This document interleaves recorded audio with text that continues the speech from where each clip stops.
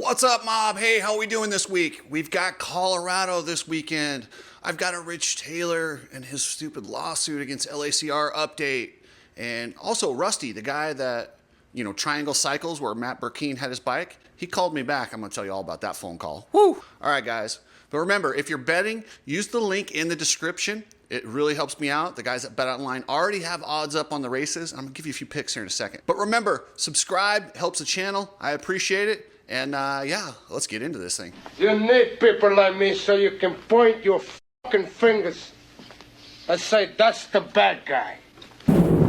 So I'm going to start with the odds. There's a couple picks. I'm doing a show later this week with Eric Apple from BetOnline, but there's a couple mismatches that I want you to get on early. Joey Savatgy started off as an 11-1 underdog to win in Colorado. He's fast there. He's been second fastest qualifier at the first two rounds. He has the endurance to go the distance. I like that. You're going to give me 11-1, and now it's been bet down to 9-1. I still like it at 9-1. Unless it goes all the way to like 5 or 6, I like that bet. I would get your action and get it in early on the Joey Savatgy in Colorado. There's a matchup between Levi Kitchen and Hayden Deegan.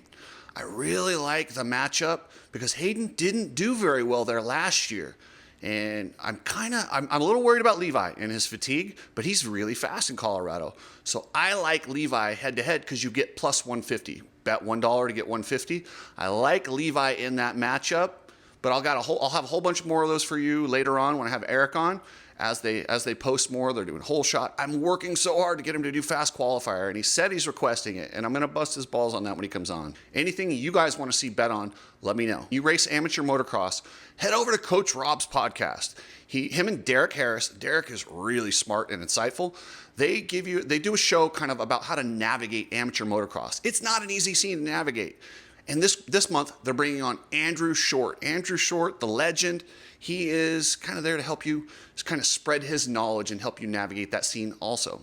Epic Garage Designs. Father's Day is coming up. Get your dad a garage floor. He will thank you for years to come. It's going to make his garage look like a factory setup. $2,100 for a 2-car garage shipped to you. Order them up one. You can do custom designs, whichever colors you want. They are badass. So I got a call from Rusty Reynolds at Triangle Cycle after I talked about Matt Burkeen not getting paid for his bike that was on consignment when they were unfortunately robbed. My understanding of situations like this are if you put a bike on consignment at a dealership and the dealership is broken into, their insurance should cover your motorcycle because it's part of the fleet at that point. There's probably a lot of ins and outs that I don't know about, but I've seen this happen, and I've seen a dealership locally pay a gentleman who had his bike on consignment that was stolen. That dealership paid him. They didn't make an insurance claim because they didn't want it to go up, so they paid him. I just assumed that was what everybody does. I had left Rusty a message asking him about this. He was really mad, as you could probably guess. Called me a liar multiple times. I said, well, what did I lie about? You said you left 3 to 4 messages. I'm like, no, what I said is I called you a few times. I did. I left one message and I called him a couple times and he never got back to me. I said, but Rusty, you got the message, right? Yeah. And you didn't call me. Well, okay.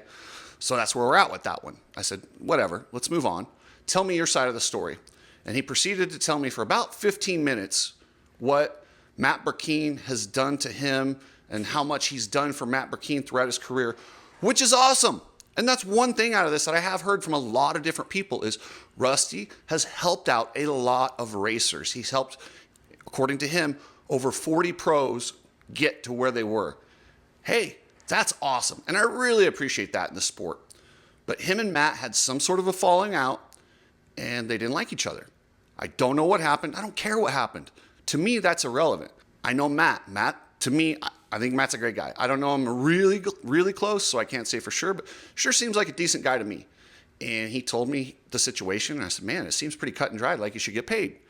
Rusty doesn't see it that way. He told me that Matt needed personal insurance on his bike that was in the shop. Doesn't sound right to me, but hey, that's what he said. And Matt didn't have that, so Matt doesn't get anything. He said he offered Matt $2,000. The bike's clearly worth a lot more than $2,000. I can absolutely see how Matt and Rusty got sideways. Often, racers, when you help them, sometimes they're not real nice, and when you're done helping, you've done all this, They're mad because you didn't do more. I get that. And that's probably what a little bit of his anger is from.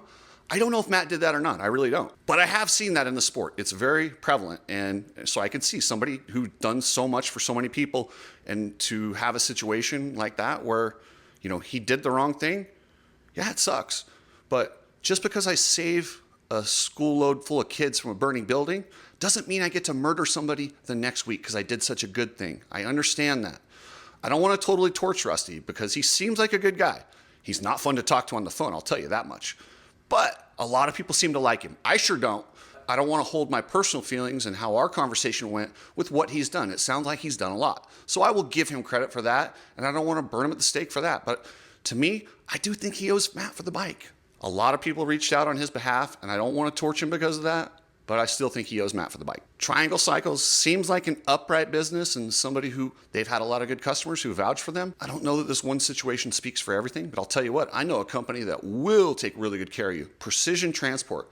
They are a family-owned shipping company. If you need to ship anything using a truck, hit up Pre-Transport, pretransport.com. They always follow through and do the right thing, and they've got customer service, and that's hard to find in trucking companies, so check them out, pretransport.com. If you want to get rid of your X-brand goggles, hit up RideStrapped. RideStrapped is a badass up-and-coming goggle company. They've got the Let's Go Brandon, they've got We the People, very patriotic. If you want to replace your X-brand, hit up RideStrapped. Now to a controversial story that, it just sucks. It really does. You guys all know the story about LACR and how Rich Taylor's son missed his brake, went over a berm. It was probably an unsafe drop afterward, and he was injured severely, and it sucks. But the kid is okay. If you go look at his Instagram, he's skateboarding, he's snowboarding, he's playing golf. I've seen a lot worse happen to people at tracks. And while I don't want to minimize his injuries because they were nasty and he could have easily died, the Barbacovi family who runs LACR, they are very concerned with safety, and they've experienced it firsthand. Unfortunately, their son Jeff passed away at their track. An accident. It happens in motocross. It sucks. These people know all too well about the dangers of this sport. And I know they would never intentionally do something negligent or ignore something that they saw as a safety hazard. They wouldn't. They're just not that way.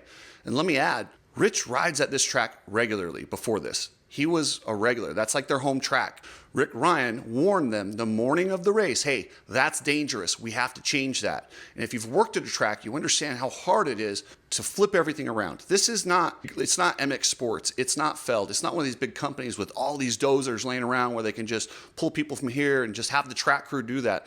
They work on skeleton crews. Local races are hard to run. To make a change like that is not easy. And if it's already been like that for months and nothing's happened, you think, okay, well, we just get through one more day and we'll change it for the next race. Unfortunately, there was that accident. Rich Taylor's son made a mistake. He missed his brake in a really bad spot. And I can promise you, the Barbacovi family probably felt horrible about it. But it's not their fault. These things happen in the sport. They were not negligent. It went to lawyers and specifics and stuff that didn't really make sense. They didn't win this. So those of you that think they won this lawsuit, they didn't win the lawsuit. They settled. So they'd been battling this thing for 7 years.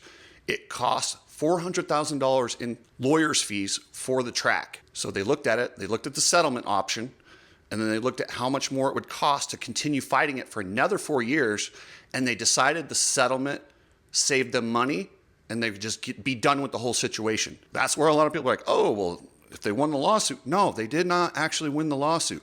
They settled on technicalities to get it out of the court system. And then Rich's public statement, I'm sorry, this just makes him look worse. Talking about how the lawyers get the money and the insurance gets the money and his son gets very little of the money. Really? Come on, man. Are you serious? They pay the same amount of money. It costs the track money. I could help him save face on the situation if he really wanted to. And you know what? I'm going to give some free advice to Rich Taylor. Here's what happened. Your kid missed his brake in a section of the track that you probably should have noticed months before and told them to change it. And I know damn well they would have. He didn't. Rick Ryan did that day, but that was that morning. So you give them just a couple hours to switch something like that? It's not realistic for a track to do that. They're not Feld. They're not MX Sports. They don't have this gigantic staff just ready to make changes. But they would if they thought it was dangerous, and they would never intentionally do anything dangerous. They understand how bad it can go and how fast that can happen. The ambulance crew actually had to fight Rich to get the kid on a backboard and carried off. Rich wanted to put him on the golf cart, if that gives you any idea. So maybe he got home. Maybe his wife was pissed off. Maybe it's the track's fault. I was a great dad. I get it. Crazy things happen. The last thing any of us want to see is our own kid get hurt. I'd rather get hurt myself than see my kid get hurt. And I'm sure most of you guys are the exact same way. And I'm imagining that's what Rich was going through. But that doesn't justify blaming somebody else and going to a ambulance chasing lawyer and sicking him on the track. Probably a year or two into this, Rich is probably like, man, that's probably a bad idea. I should have dropped it. But once you've turned it over to that type of a lawyer, often, and I don't know the situations, but often in settlement cases, they'll look at the case and say, oh, I can win. I'll take it. Pay me when I win. So once this guy's put 3 years of work into this, Rich can't cancel it, because if he cancels it at that point, he owes that lawyer. So he has to ride it out, and it's just an ugly situation. If I were Rich, what I would do is say, listen, I made a rash judgment because I was in a weird state of mind when my kid got hurt. We went to the lawyer. It was a bad move. I shouldn't have done it. But once I did that, I couldn't turn back. So what I'm going to do is whatever settlement money's left over for Zach, we're going to add a safety feature at LACR, or we're going to give it to the the Alpine Star medical crew, or we're going to donate it to something good. That would save face in this, Rich. If you really want to make it right, do that. Because X Brand Goggles is a company that makes money off of the ecosystem of motocross.